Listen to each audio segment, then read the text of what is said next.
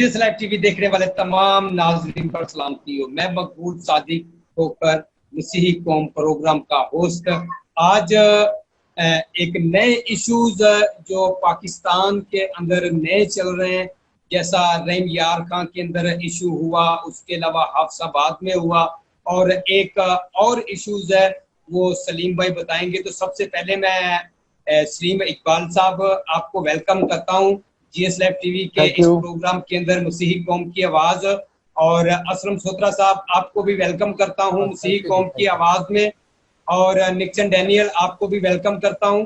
और तमाम गेस्टों से मेरी अपील है कि दरख्वास्त है कि आप जितना भी बोला जाए तो कम बोले हम लोग, तो जो मेन बात है, मेन टॉपिक है, उसी पे बात करें हम लोग, वो तो ज्यादा होगा। तो सबसे पहले मैं आता हूँ सलीम इकबाल साहब के पास।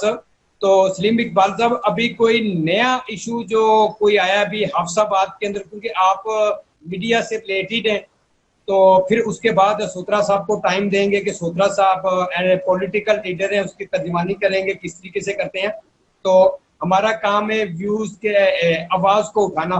तो आप जरा बताएं कि अभी जो रहीम यार खां के अंदर हुआ या हाफसाबाद के अंदर हुआ, या अभी आप एक बता रहे थे न्यू इशू भी है एक बच्ची का, तो उसके हवाले से क्या बताते हैं सलीम इकबाल भाई? जी थैंक यू सो मच जी। मैं समझता हूँ कि it's great honour for me आपका यहाँ पर आज मुझे बुलाना, मैं शुक्रगुजार हूँ आपका। सबसे पहले मैं रहीम यार खान के ताल्लुक से आपको अपडेट करना चाहूँगा कि वहाँ पर पादरी हारून साहब पर अटैक किया चर्च की जमीन हथियाने के लिए, और उनकी बीवी को जख्मी किया गया, पास्टर साहब को जख्मी किया गया, उनके बेटे को। 2 मुल्जमान गिरफ्तार हुए और 2 मुल्जमान अभी तक गिरफ्तार नहीं हो सके, और मुल्जमान जो है संगीन नताइज की धमकियां भी दे रहे हैं। सुलह के लिए भी प्रेशर डाला जा रहा है और ये भी कहा जा रहा है इसको छोड़ दो, इसको निकाल लो। तो ये सिचुएशन है, लेकिन खुदा बेहतर करेगा। बहुत सारे लोग जो है पादी साहब को सपोर्ट कर रहे हैं, और मैं ये समझता हूँ कि जब पूरी कौम उनके साथ जुड़ जाएगी तो इंसाफ लेने के लिए बहुत ज्यादा आसानी होगी। दूसरा मैं ये बताना चाहूंगा, ये जो आप हाफजाबाद का कह रहे हैं, ये हाफजाबाद रोड गुजरनावाला में ये हादसा पेश आया कि पुलिस अफसर ने जो है अपने एक सेंट्री वर्कर को जो है लापरवाही का मुजाहरा करते हुए रोन डाला, और अनफॉर्चुनेटली वो खालके हकीकी से जा मिला, और गवर्नमेंट की तरफ से 1 लाख रुपया कुछ राशन वगैरह जो भेजा गया। तो मैं समझता हूँ कि जिस तरीके से इस फैमिली को कंपनसेट करना चाहिए था, नहीं किया गया। और तीसरा जो इंतहाई दिल खराश और जिस वाकये ने आज मुझे बहुत ज्यादा अफसरदा कर दिया, अभी 2 घंटे पहले मैं एक खबर जो है वो ब्रेक करके आया हूँ। कान्ना के नवाही गांव में एक 12 साला मसीही बच्चा जो है जिसका नाम सूरज मसीह है, उसको मोहम्मद जैन ने अपनी जिनसी दरिंदगी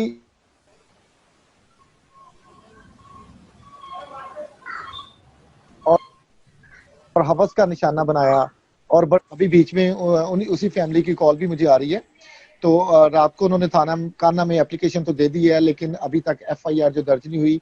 मुल्जिम के घर पर रेड भी मारा है पुलिस ने, लेकिन मुल्जिम जो है वो गिरफ्तार नहीं हो सका। और जब मैंने खबर ब्रेक की तो उसके थोड़ी देर बाद वफाकी पार्लिमानी सेक्रेटरी MN शनीला रूसैबा की कॉल आ गई कि मैं इस पर बड़ा सख्त एक्शन लूंगी और मुल्जिम जो है किसी भी तरह बच नहीं पाएंगे। तो ये सर सूरत हाल है सारी जो मैंने आपसे बयान की है। थैंक यू इकबाल भाई। और इसके साथ साथ हमारे सोत्रा साहब हैं, मसीहा मिल्लत पार्टी के founder and chairman, political leader हैं, 40-50 साल की इनकी सियासत है। और सोत्रा साहब, आप इसके बारे में क्या कहते हैं? बहुत शुक्रिया जीसस लाइव टीवी का, और मकबूल भाई आपकी मोहब्बत का मैं बेहद मशकूर हूँ कि आपने आज के दिन मुझे याद किया ताकि मैं भी उस पर कोई बात करूं। एक्चुअली ये जो रहीम यार खान का मामला है, जब मसीहा मिल्लत पार्टी को इसकी अतला मिली, मुझे इंग्लैंड से मेरे बड़े भाई ने अतला दी, और जब मुझे बताया गया, और फिर मैंने उस पे जो है बड़ी मुश्किल से उस पास्टर साहब का नंबर तलाश किया। नंबर तलाश करके सियासी लोगों में से पहला मैं कारकुन था जिसने उससे राब्ता किया, उसकी खैर खैरियत सब कुछ उससे मालूम की। और फिर उसके बाद मैंने उसी वक्त SHO, मैंने उस वक्त, मैं टाइम बता दूं कि उस वक्त मैं 1:30 बजे DIG को फोन कर रहा था रात को, मैं 1:30 बजे रात DPO और मेहंदी साहब को फोन कर रहा था। मैंने जो जवेद जतोई जो है वो 1:30 बजे मैं उन्हें राब्ते में था। और जो ही दिन चढ़ा तो मैंने यानी सुबह 6 बजे मैं जागा हूं, 3 बजे लास्ट मेरी बात हुई है पादरी साहब से, सारी रात जागा हूं पादरी साहब के साथ। और फिर सुबह 6 बजे उठा हूं, उठ के मैं तैयार होके दुआ करके रेडी हो गया था, पुलिस को फोन कर रहा था, पासवान साहब से मेरी बात हुई। फिर मैंने अगला पड़ाव लड़ने के लिए कोशिश की। फिर मेरी जब लास्ट टाइम जतोई साहब से बात हुई इस मामले में, तो उन्होंने कहा कि 1 मिनट लगाएं, अभी भेजें इसको मुद्दई को, हम FIR भी देंगे, मुल्ज़म की गिरफ्तार करेंगे। कोई उस वक्त जो है नहीं था, ना कोई सियासी कारकुन, ना कोई गवर्नमेंट। जवेद जतोई साहब को हल्फन पूछा जा सकता है कि उस वक्त किसी ने उससे, ना किसी ऑपोजिशन वाले ने, ना किसी सरकार वाले ने, किसी ने कोई राब्ता नहीं किया। और सोत्रा साहब बिल्कुल सही, आपकी बात बिल्कुल ठीक है। तो मेरा कहने का मतलब है सारी बातें सही है, मेन मुद्दे पे अपन आए तो उसका अभी तक बना क्या है? जी उसकी FIR दर्ज करवाई है, मसीहा मिल्लत पार्टी ने दर्ज करवाई है। लेकिन सोत्रा साहब लेकिन ये मिनिस्टर साहब ये सब कुछ अपने खाते में डाल रहे हैं। वो मेरे छोटे भाई हैं, शनीला मेरी कौन सा मिनिस्टर है अपने खाते में? मिनिस्टर जाज आलम साहब जी, इंसानी हकूक के मिनिस्टर, वो कह रहे सब कुछ बने वो तो मिस्टर अजाज आलम साहब, वो तो ऐसे मिनिस्टर हैं कि वो यही चाहते हैं कि कोई भी आम गिरे पेड़ से तो डायरेक्ट मेरी झोली में गिरे, वो भले खट्टा हो या मीठा हो या कड़वा हो या काना हो। देखें जी, मैं कहता हूँ पता क्या है ब्रदर, जो लोग एफर्ट करते हैं उन लोगों को ये चाहिए, अप्रिशिएट करना चाहिए। सोत्रा साहब जैसे कह रहे हैं कि मैंने बहुत ज्यादा स्ट्रगल की, ये वर्कर बंदे हैं, तो फिर ये अगर मिनिस्टर साहब अपने साथ साथ इनका भी नाम ले ले तो मेरा ख्याल है कि ये भी बड़ी अच्छी बात होगी। नहीं, मैं एक बात और गुजारिश करना चाहता हूँ। मुझे मिनिस्टर साहब से या शनीला बहन से कोई गिला नहीं, मुझे गिला है उस आदमी से जिसकी, यानी अगर दूल्हा जो है वो ये तस्दीक ना करे कि मेरा निकाह किसने पढ़ाया है, तो आप बरातियों को क्यों अपना दोस्त दें? बराती तो हर कोई कहेगा जी मैं अच्छे कपड़े पहन के आया हूं, मेरी वजह से ये बारात जो है सजी बजी है। ये बात नहीं है। असल में मैंने मुझे फोन किया पादरी साहब ने शुक्रिया अदा करने के लिए, मैंने कहा शुक्रिया ना अदा करें। मैं आपको बताना चाहता हूं कि मुझे अफसोस है कि जो काम सियासी कारकुन करते हैं, धोखाबाजी, 2 नंबरी बातें, वो यानी अगर कोई खादम शुरू कर दे तो ये कितनी बुरी बात है। मैंने उन्हें कहा कि मैंने ना मुकदमा पादरी हारून के लिए लड़ा, ना उनके हेड के लिए लड़ा। मैंने ये सोचा कि हमने अपनी कौम के लिए ये आवाज बुलंद करनी है कि पादरी हारून का इशू नहीं, वो ये मसीही कौम का इशू है, मसीही कौम का इशू था। और मैं अप्रिशिएट करता हूं मकबूल खोकर साहब को कि इन्होंने भी SP साहब से बात की, ये बकायदा ये भी चौधरी लतीफ साहब प्रेशर क्रिएट करते रहे हैं। मैं कहता हूं कि मेरे आदमी और चौधरी लतीफ साहब के लोग जो थे वो सारे हमारे इकट्ठे मसीहा मिल्लत पार्टी है। अगर वो कहेगा कि मेरी बात सुने, अब मामला ये है कि FIR होगी, आपने बड़ी स्ट्रगल की, एफर्ट की, चले दूल्हा भी मुकर गया, लेकिन जो बाकी लोग थे अगर वो भी आपको याद रखते तो अच्छा था। लेकिन अब मेन मुद्दे पे आते हैं कि वो FIR हो गई, 2 मुल्ज़म है वो गिरफ्तार किए, बाकी नहीं गिरफ्तार हो रहे। और वो जिस जगह का तनाज़ है, मारा भी पादी साहब को, बेहरमती भी की गई उनकी वाइफ की, लेकिन कब्जा अभी तक मुल्ज़मों का है।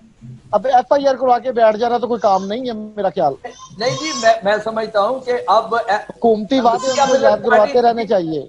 मैं कहता हूँ जी, सुने मेरी बात, मसीह मिल्लत पार्टी ने FIR दर्ज करवाई। मैं खुदामंद के जलाल के लिए ये कहता हूँ कि FIR जो है मसीह मिल्लत पार्टी ने दर्ज कराई, उसमें चौधरी लतीफ ने हमारा साथ दिया, मकबूल साहब ने हमारा साथ दिया, वहां रहीम यार खान के पास्टर परनाबास ने हमारा साथ दिया, वहां जो है मिस्री जीमन उसने हमारा साथ दिया। इनको क्या पता मैं कल पैदा हुआ हूं। 1986 में मैंने जो रियासती पट्टी है उसपे दू जो है वो जंग लड़ी है मजदूरों की, मैंने वहां हारियों की जंग लड़ी है, मैंने जगीरदारों को वहां 86-85 में नकेल डाली है। मेरे कारकुन मेरे साथी जो है वो वहां पर मुझसे ज्यादा मजबूत है। बिल्कुल ठीक है, हम पॉइंट पे हैं तो ज्यादा बेहतर है, पॉइंट पे है तो ज्यादा बेहतर है। FIR होगी, आपको क्रेडिट देते हैं, आपको अप्रिशिएट करते हैं। मैं हमेशा आपको पता कि मोहब्बत करता हूँ, आपको रिस्पेक्ट करता हूँ, लेकिन अब वो कब्जा किसने छुड़वाना सोत्रा साहब, उनके बाद याद साहब मैं आपको एक बात बताता हूँ कि मैंने SP को भी फोन किया, दूसरे लोगों से भी फोन किया, पर मैंने आपने फर्स्ट आदमी हो कि मैं आपने बताया कि मैं जो भी काम करता हूँ मसीही कौम के लिए, उसकी मेरी कोशिश होती है कि उसको वायरल नहीं करूं, बैक स्पोर्ट पे रहता हूं और काम करते हैं और आपको अप्रिशिएट करते हैं कि आपने जितनी भी मेहनत की उसके लिए, ये बहुत है कि आज के दौर में कोई भी नहीं करता, आपने बहुत मेहनत की, आपको अप्रिशिएट करते हैं और सलीम साहब को भी अप्रिशिएट करते हैं। बगैर वसाइल के आप बगैर वसाइल के आपने वहां घर पे बैठ के फोन पे बात की, तमाम लोगों को इकट्ठा किया, FIR कटवाई, आपकी जद्दोजहद को सलाम करते हैं। और थोड़ा सा निक्सन भाई की तरफ चलते हैं कराची में, और निक्सन भाई आप बताएं इसके बारे में कुछ। सबसे पहले तो मैं शुक्रगुजार हूँ मकबूल भाई आपका कि आपने मुझे अपने प्रोग्राम में ज्वाइन किया, और जितने यहाँ पे मौजूद है सलीम भाई और असलम भाई, ये दोनों बहुत मेहनत करते हैं अपनी मसीह कौम के लिए और इनमें जज्बा भी है अपनी मसीह कौम के लिए। तो मैं इन दोनों को भी जो है, इन दोनों का भी शुक्रगुजार होता है दिल से। और मैं इन तीनों वाक़े की पुरजोर मजम्मत करता हूँ। पहले नंबर पर तो जो वाक़या पास्टर साहब लाहौर में रहीम यार खान में आया, तो वो भी एक बहुत दरिंदगी का वाक़या था कि पास्टर साहब को जख्मी कर देना, उसकी फैमिली को इसके साथ साथ। और दूसरा जो वाक़या आया पेश आया उधर हाफसाबाद में, तो वो तो अगर कानून के लोग कानून को फॉलो नहीं करेंगे तो फिर कौन करेगा। तो पहली बात तो ये पाकिस्तान का कानून जो है वो गरीब आदमी के लिए है, और पुलिस के लिए तो बिल्कुल भी कानून जो है ही नहीं। तो ये है कि गवर्नमेंट का अभी मैंने पोस्ट फेसबुक पर देखी, हो सकता है आपको नजर आए, इसके ऊपर इमरान खान की तस्वीर लगी है और इस पे ऊपर लिखा हुआ है, पाकिस्तान में अगर किसी ने भी गैर मुस्लिम शहरियों पर हाथ उठाने की कोशिश की या किसी इबादतगाह की जानिब बुरी नज़र से देखा तो निहायत सख्ती से पेश आएंगे। तो ये 3 वाक़या हुए हैं, तो अभी देखते हैं कि ये क्या सख्ती पेश करते हैं, या खाली फेसबुक पर तस्वीरें लगाने से क्या होगा।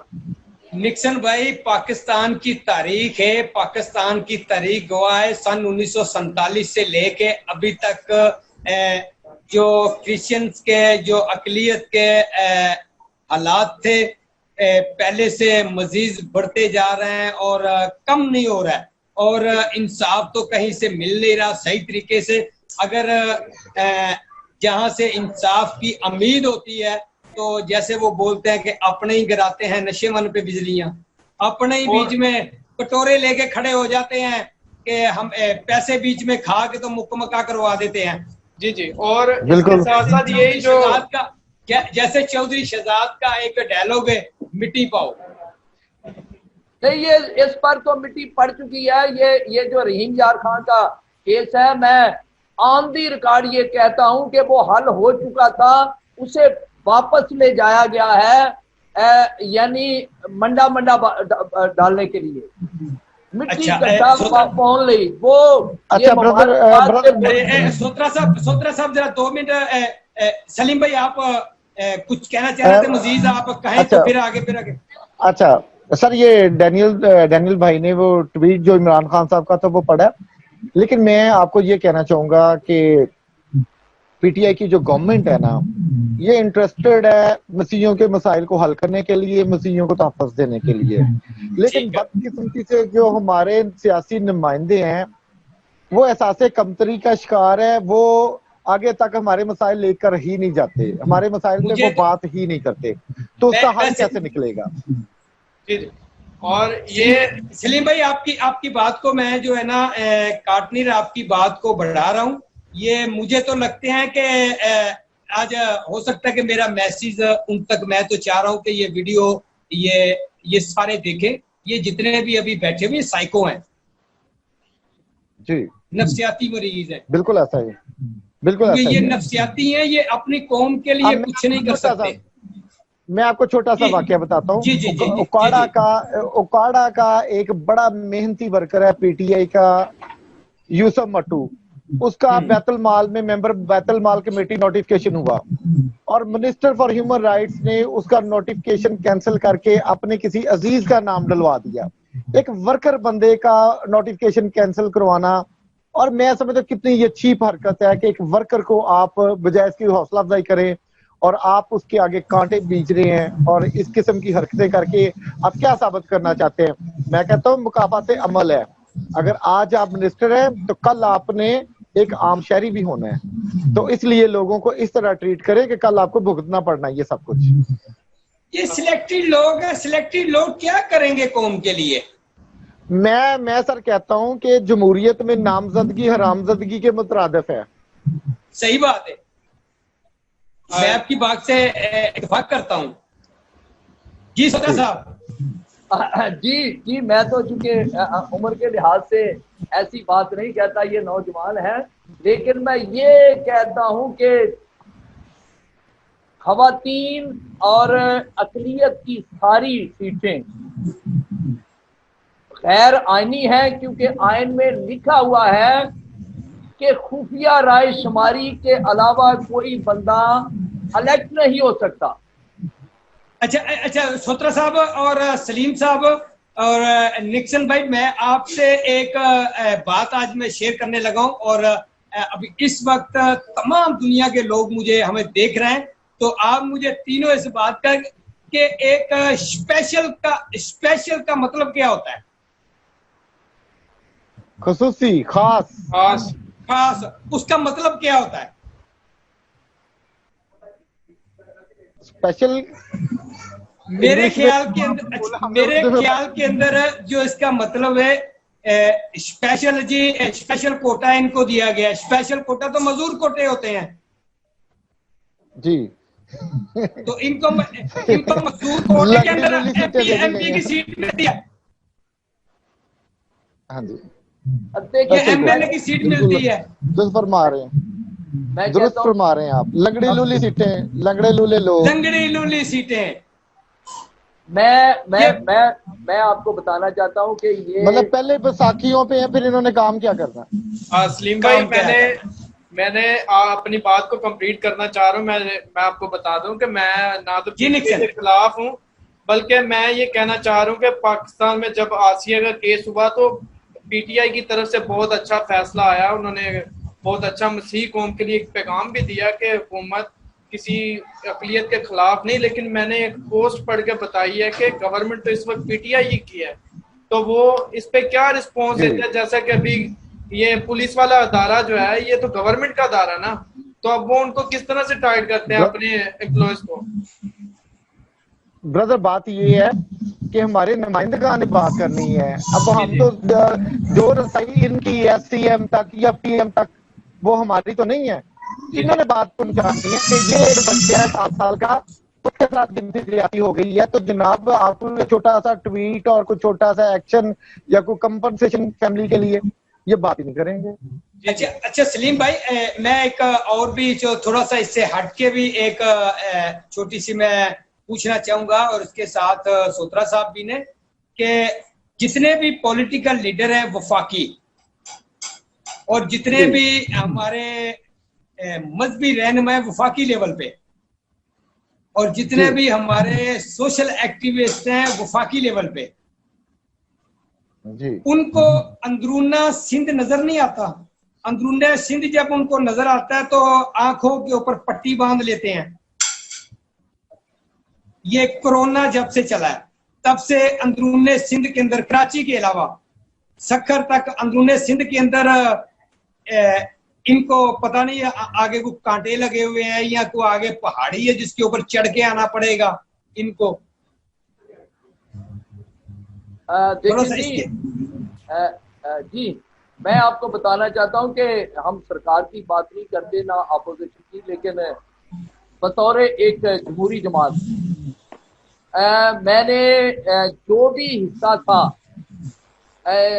वो जामशोरो, हारी कैंप और वो लेम्स कॉलोनी, इन सब में जो जितना हो सका, और अब आगे भी मैंने वादा किया है कि वसीया मिल्लत पार्टी के पास जो राशन अब आ रहा है, जो हम इकट्ठा कर रहे हैं अपने सारे साथियों के साथ मिलकर, अब हमारा टारगेट ये जो है रियासती पट्टी और आगे सिंध जो है वो बैकवर्ड एरिया यही होगा। बिल्कुल बिल्कुल।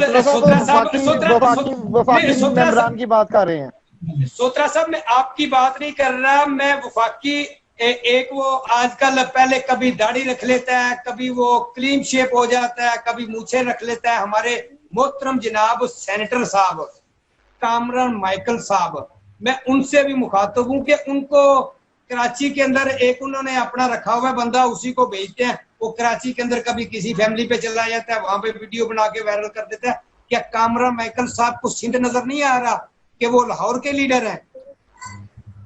ब्रदर, मेरा ख्याल है कि उनके पास इतने फंड्स नहीं है, अपोजिशन में है, लेकिन दूसरी जो बात ये है कि कामरा माइकल के पास फंडिंग बहुत है, बहुत पैसा है।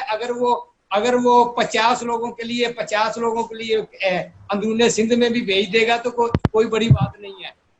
और वफाकी हमारे जितने पंजाब में तो बड़ा अच्छा काम उन्होंने किया है। मैं अप्रिशिएट करता हूँ। मैं समझता हूँ कि जो लोग करते हैं, जितना उन्होंने काम किया है, मैं उनकी मुखालफत नहीं करता। जितना उन्होंने काम किया है, जितना वो कर रहे हैं, उनको अप्रिशिएट करता हूं मैं, और बहुत ज्यादा अप्रिशिएट करता हूं कि उस वक्त वो बाहर निकल के आए हैं, बाहर निकले हैं जब कौम को उनकी जरूरत थी, और उस वक्त निकले हैं, उनको सलाम करते हैं हम लोग। पर जी, जिन एरियो में जरूरत मजीद थी वहां पे भी आना चाहिए। ब्रदर, बात ये है कि हुकूमतें पूरा नहीं उतर पा रही इन हालात में। तो मैं समझता हूँ कि चले जो कुछ भी जहाँ पे कोई कार्य है जरूर करना चाहिए, लेकिन अगर उनके वसाइल हैं, उनके पास पैसा है, तो उनको ऐसे इलाकों को भी फोकस करना चाहिए। लेकिन अब देखिए, ये सिर्फ गवर्नमेंट जो है वो पूरा नहीं उतर पा रही, तो एक सेनेटर अकेला क्या करेगा? सेनेटर वो वफाक की नुमाइंदगी करते हैं, पाकिस्तान मुस्लिम लीग नून के मिनॉरिटी विंग के सरबराह हैं। पर जब सरबराह होता है, बाप होता है, तो उसके 4 बच्चे हैं, तो उसको चारों बच्चों को देखना है। 4 सूबे हैं तो चारों को देखना है। आपकी ओपिनियन फर्क हो सकती है। हाँ, तो वो वफाक की नुमाइंदगी करता है। मैंने इसलिए बोला, जैसे हमारी वो MNA है शनीला रूत, जी खोकर साहब, तो कहीं नजर भी नहीं है, वो तो कहीं नजर ही नहीं आती। नहीं, आप वो मेरी बहन नजर आती है। आप ऐसा ना करें, मैं उनका नुमाइंदा बैठा हूँ। एक वही तो नजर आती है। कहाँ पे? सलीम इकबाल साहब सर, अभी 2-3 केसेस में वो बड़ी एक्टिव रही। अभी रिसेंटली की मैं बात कर रहा हूँ, पिछले की नहीं मैं बात कर रहा हूँ। लेकिन वो जब देखती हैं केस, कहीं के परसिक्यूशन, कहीं पे कोई मामला, वो डेफिनेटली वो एफर्ट करती हैं, फोन करती है DPO DCO को। जो किसी की क्रेडिबिलिटी है उसको जरूर तस्लीम करना चाहिए। अच्छा, मैं आपको एक बात क्लियर कर दूं कि बात ऑपोजिशन और सरकार की है। अब जो सरकार में बैठे हुए नुमाइंदे हैं, आप समझ लें कि अभी 2 साल हुए हैं, उनके पास कुछ नहीं है।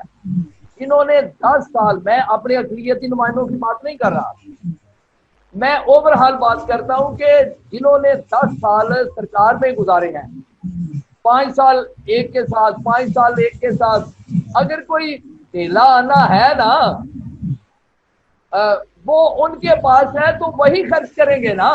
अच्छा सोत्रा साहब, मैं आपकी बात को, प्रोग्राम का टाइम जो है वो ज्यादा होता जा रहा है। अभी मैं 2-2 मिनट जो है ना वो सबके पास है। आखिरी आपने कौम को मैसेज देना मौजूदा वक्त के हालात से कि मौजूदा वक्त के अंदर हमारे पॉलिटिकल लीडरों को और हमारे एनजीओ के एक्टिविस्ट को और हमारे चर्च लीडरान को मौजूदा हालात में क्या करना चाहिए, अपने अपने पॉइंट ऑफ व्यू से आप लोगों ने बताना।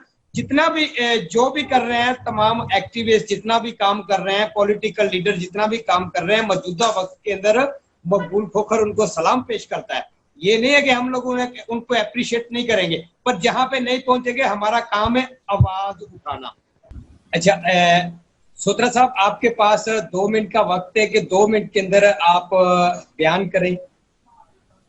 जी, मैं रहीम यार खान पे बात करना चाहता हूं कि वो इंतहाई अहम इशू है, और अगर पादरी साहब का या चर्च का राइट बनता है तो वो जमीन खाली होनी चाहिए, मुल्जमान को चलान होना चाहिए, और अगर कोई शख्स उसमें मिट्टी डालो कट्टा डालो वाली बात करे तो कौम के सामने इससे बड़ी ज्यादती और कोई ना होगी। या मिल्लत पार्टी मुल्जम चलान कराना चाहती है, कब्जा लेना चाहती है, और फिर रियासती पट्टी पे हम अपने मुसलमान भाइयों को साथ मिलकर उस चर्च बिल्डिंग की जो है वो न्यू रखना चाहते हैं, और रखेंगे खुदा के फजल से। आमीन, थैंक यू जनाब। और अभी मैं निक्सन डैनियल साहब के पास जाता हूँ। निक्सन एक सेकंड और दे दे।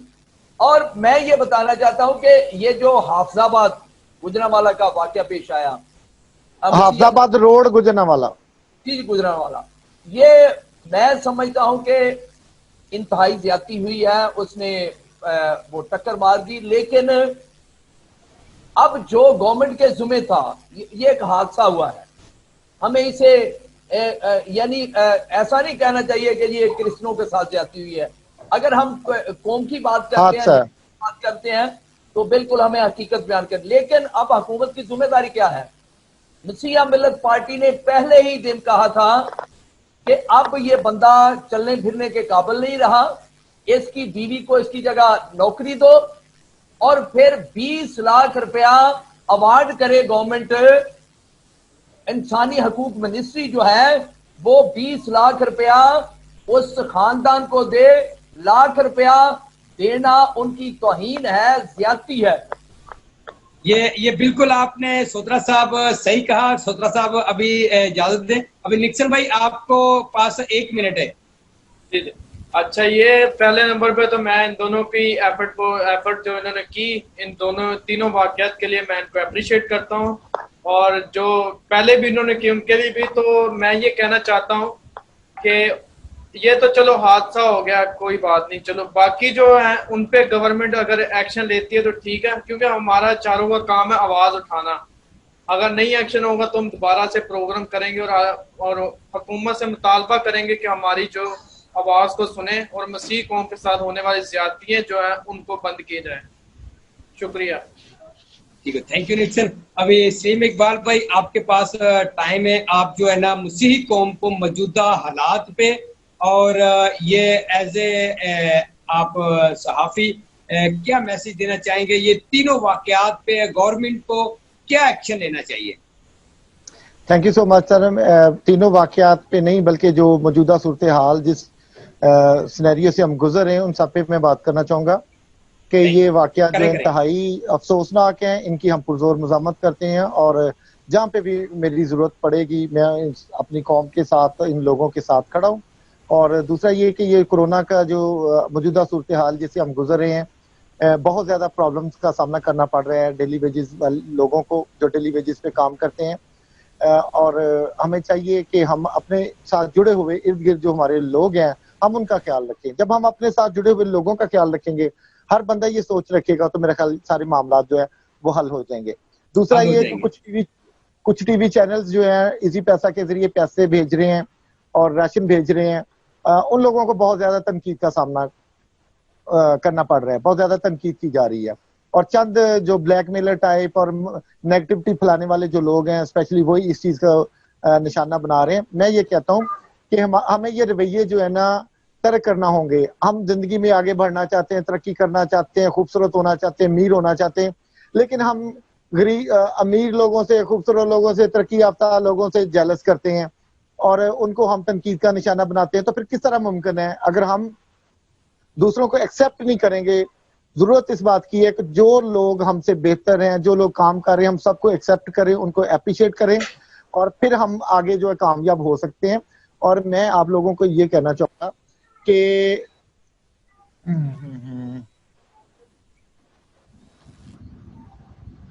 सॉरी जी, डिस्कनेक्ट हो गया था। मैं ये कहना चाहूंगा कि जो लोग काम करते हैं उनको हम अप्रिशिएट करें, इनकरेज करें, तनकीद ना करें।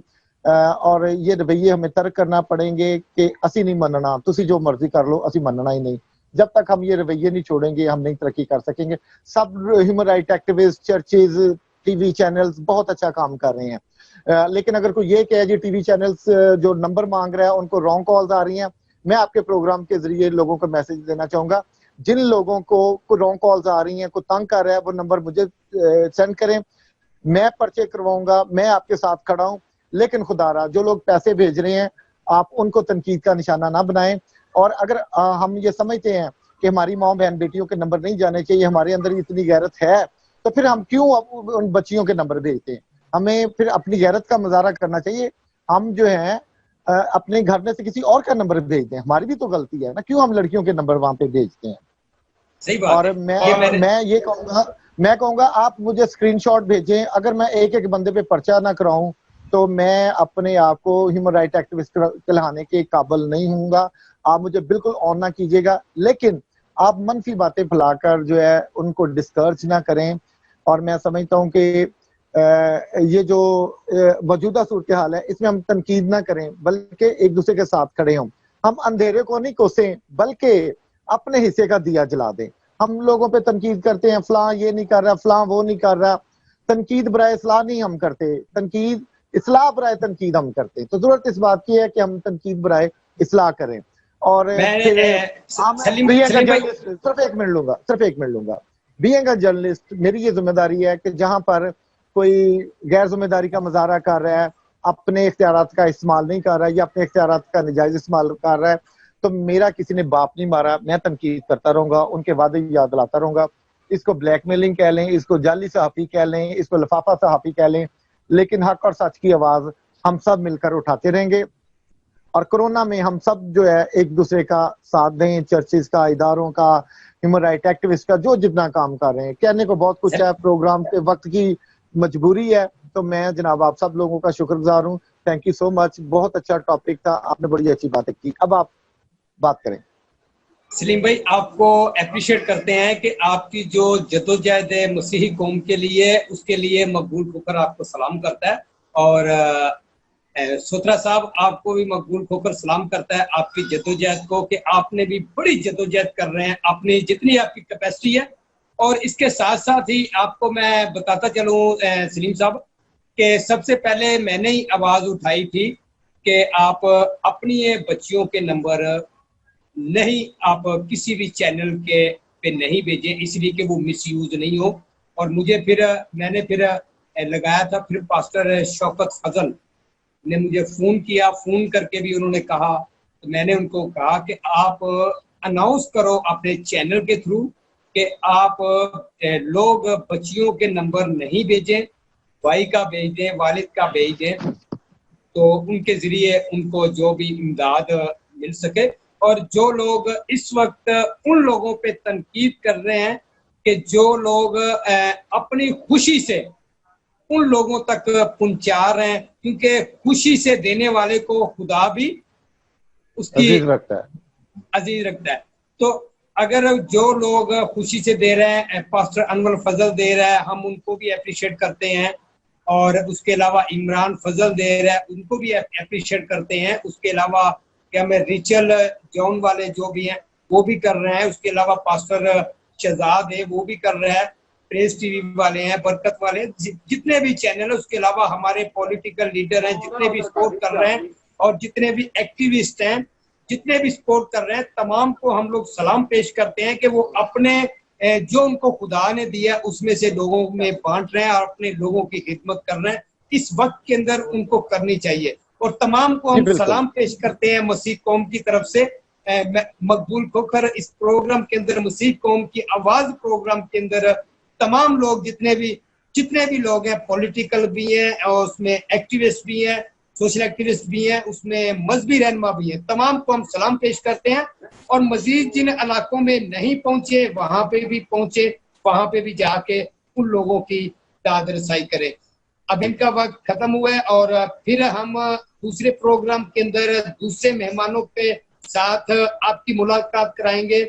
जीसस लाइव टीवी देखने वाले तमाम नाजरीन पर सलामती हो।